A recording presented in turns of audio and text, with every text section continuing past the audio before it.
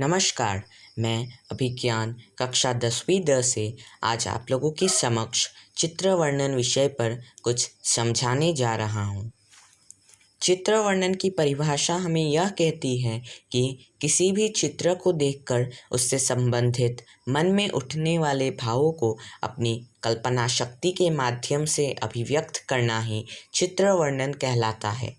अगर आप इसे सरल शब्दों में जानना चाहिए तो किसी भी दिए गए चित्र को देखकर उस चित्र को अपने शब्दों में प्रस्तुत करना ही चित्र वर्णन कहा जाता है। चित्र वर्णन हमें करने के लिए वाक्य निर्माण करना हमें जानना पड़ेगा और वाक्य निर्माण शुद्ध तरीके से करने के लिए हमें कारक या विभक्तियों का जानना अति आवश्यक ही है। तो आइए आज हम थोड़े कारक या फिर कारक जो विभक्तियों में प्रयोग होते हैं उनके बारे में थोड़ा ज्ञान प्राप्त करते हैं। पहला हमारा आता है कर्ता कारक, जिसमें ने का प्रयोग होता है, जैसे कि राम जाता है। अगर हम इसे संस्कृत में कहें तो रामः गच्छति। दूसरा हमारा आता है कर्म कारक, जिसमें को का प्रयोग होता है।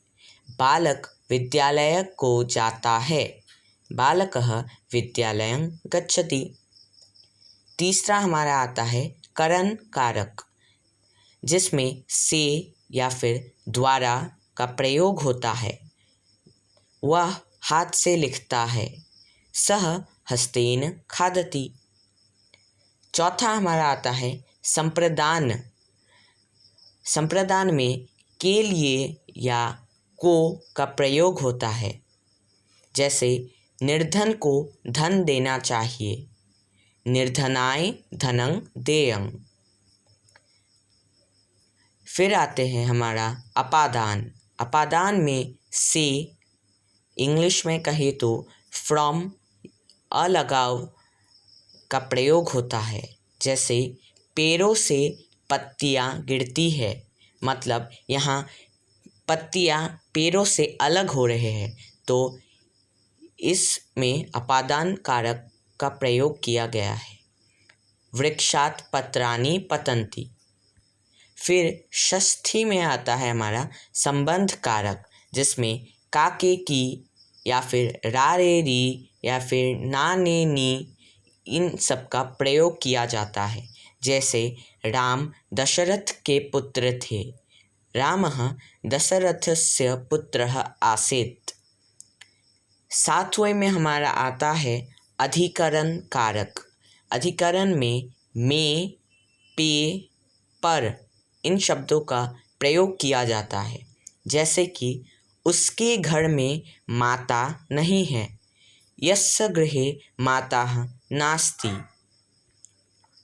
और आखिर में हमारा संबोधन कारक आता है, जिसमें हे, अरे मतलब भाव को व्यक्त करते हुए शब्द को प्रयोग किया जाता है। जैसे हे राजन, मैं निर्दोष हूँ। संस्कृत में कहे तो हे राजन अहं निर्दोषः। तो चलिए इन कारकों का प्रयोग करते हुए शुद्ध वाक्यों के साथ हम कुछ चित्र वर्णन के उदाहरण लेते हैं। तो पहला चित्र, जैसे कि आप देख सकते हैं, ये एक उद्यान मतलब एक पार्क का चित्र है। तो अगर हम इसे सरल वाक्यों में हम चित्र वर्णन करें तो हम इस प्रकार से करेंगे। अस्मिन् चित्रे उद्यानम अस्ति, मतलब इस चित्र में उद्यान है।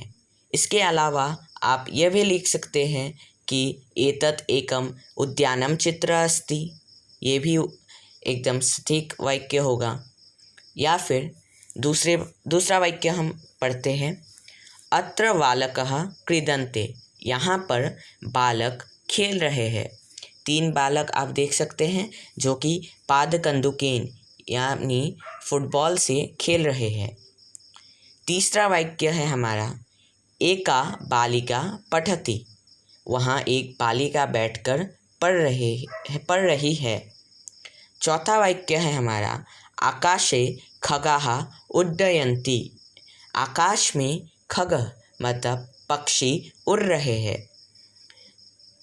पांचवा हमारा वाक्य है एकः मयूरः अपि अस्ति। एक मयूर भी है इस चित्र में। तो ये 5 वाक्य हमारे 5 मार्क्स के लिए है। ऐसा नहीं है कि आपको सिर्फ यही 5 वाक्य है, आप इसमें से कुछ भी बना सकते हैं। आपके मन में जो भी वाक्य प्रस्तुत या फिर आपके मन में जो भी वाक्य आ रहे हैं उन वाक्यों को आप यहाँ पे व्यक्त कर सकते हैं। मंजूषा दिया जाएगा, जैसे कि हम उदाहरण 2 में दिखा रहे हैं। मंजूषा दिया जाएगा जिसमें आपको शब्द दिए जाएंगे, जिस शब्दों को लेकर आपको वाक्य बनाने हैं। यह नहीं कि आप वही शब्द ले सकते हैं, बल्कि आप अपने कुछ शब्द भी लेकर वाक्य बना सकते हैं। तो चलिए हम अपना उदाहरण 2 देखते हैं। यह एक नदी के पास का चित्र है, तो इसके वाक्य देखते हैं। पहला वाक्य सायंकाले चंद्रः उदेति, मतलब ये शाम का नज़ारा है जिसमें चंद्र उग रहा है, सूरज ढल रहा है, उसका चित्र है। तो शाम के समय चंद्रमा उग रहा है। तो चंद्र नदी के वो आप देख सकते हैं, नदी के वहाँ से ऊपर उग रहा है। तो दूसरा वाक्य वने शीतलम नदी बहती, मतलब जंगल में ठंडी नदी बह रही है। तीसरा वाक्य है नदी तटे अनेकानि नारिकेल वृक्षाः सन्ति, नदी के किनारे बहुत सारे नारियल के वृक्ष हैं। चौथा वाक्य है आकाशे मेघाः सन्ति या फिर आच्छदन्ति, आकाश में बादल है या फिर आकाश में बादल छाए हुए हैं। आप कुछ भी लिख सकते हैं। इसके बाद सायंकाले खगाः स्वनिदेषु प्रविष्टा, शाम के समय पक्षी अपने निवास स्थान या फिर अपने घर की ओर प्रवेश कर रहे हैं। तो ये है हमारे उदाहरण 2 के 5 वाक्य। तो आज के लिए बस इतना ही। मैं आशा करता हूँ आपको समझ में आया होगा। धन्यवाद।